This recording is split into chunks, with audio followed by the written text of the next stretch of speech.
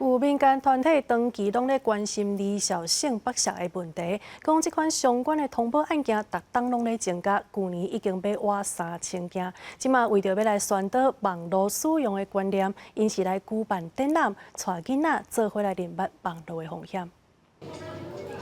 那伫网络顶熟悉朋友，应该要有啥款的警戒心，透过 App 互动，互囡仔了解。关心微小剥削议题的民间团体举办展览，用互动道具 App 甲老画板几款方法，带囡仔知影使用网络的时，伫交友、个人资料、诈骗等等议题，应该安怎保护家己。一些潜藏的风险，那例如像是个资隐私的外泄，然后这个碰到网络交友、网络诈骗，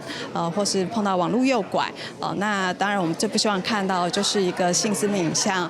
外流散布。民间团体观察，网络问题当中，以儿童性剥削问题上严重，以逐年增加20%的速度提悬。2023年已经挖3000件，常出现的样态包括以网络诈骗、拐骗囡仔传送性私密影像。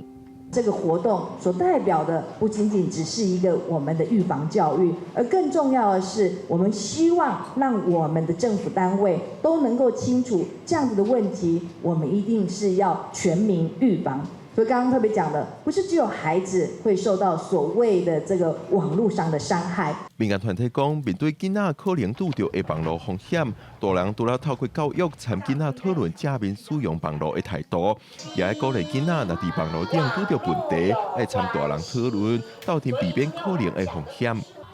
记者郭林玉凯台北报道。